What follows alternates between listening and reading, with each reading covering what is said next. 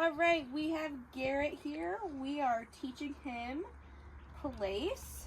So what place is a target that I send my dog onto. So Garrett already is going to show off his skills. Pretty much place has to just be something identifiable from the ground. So as you can see, as I get up here, it's different from the ground. So he's got to get up onto an object and stay there. So how I get my dog to place is I start off by guiding them onto the place board without giving a command because he's just learning this. Good job. And then I just give him a treat for getting up on there, and then I'll let him come off. Okay. That's our release command is okay. We tap our leg. We just say okay in a high-pitched voice a little bit, and they're free from that. Obviously, I didn't give him the command, but I'm just teaching him in the sense of when I say okay, you can come off.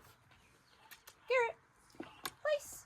So we've had a couple repetitions where I was getting him up onto the place board without giving him a command. So now I am going to start to label it, and I'll point to the target, and I'll label it, and have him get up on there. Now, he doesn't know how to stay on here yet.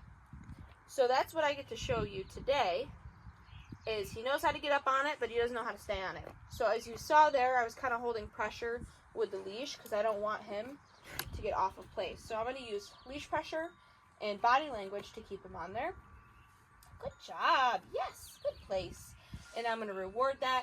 I'm going to reiterate the command place because you're up on that target and you're staying there. Good job, buddy. Now, I do want to say I am not worried about getting any type of distance with Garrett today on place because that is more advanced. All I care about is the fact that he knows to stay on here. If I were to drop this leash and walk away, he's more, or he's going to lay down, which that's great. That's what we want. But if I were to drop the leash and walk away, he's more than likely to pop off of place. I don't want that. We're just learning this. Just like that. He gets distracted. Good. Yes, good place. So if I was farther away, I wouldn't have been able to fix him. So we know that he's at this stage where he's learning how to get up on this target and he's learning how to stay on this target.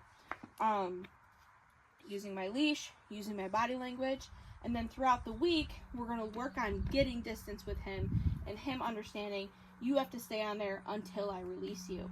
Good job. Okay. And now he's released. Sometimes I'll help guide him with the leash to let him know, yep, you can come off. Good boy. And then we'll take him back to the place board. Garrett, place. Yes, good boy. Take a step back, walk back into him. So these are the repetitions that I'm going to be doing with Garrett and work on getting distance later on.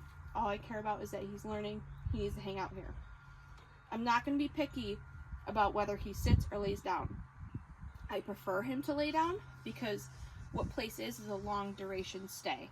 I like using place when I'm cooking, eating dinner, hanging out, and I just don't want my dog kind of pacing or anything. I just want to give him something to do and lay down, chew a bone. So this is like, expect to be on here for a couple hours sometimes.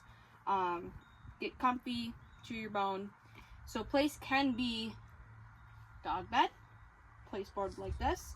It can be the couch, a blanket, anything identifiable they can get up onto. It's a great tool to use to kind of give your dog something to do, but nothing at the same time. They kind of have to think about, oh, I have to stay on here though. But this is a great tool. And Garrett, super chill boy, so he picks up on this really quickly. A lot of dogs tend to like it actually. They're like, oh yay, my place, I like to go on here. You give them a nice antler or something to chew on, they love it.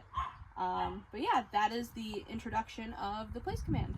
So, good job, Garrett. Good boy, Garrett. Okay.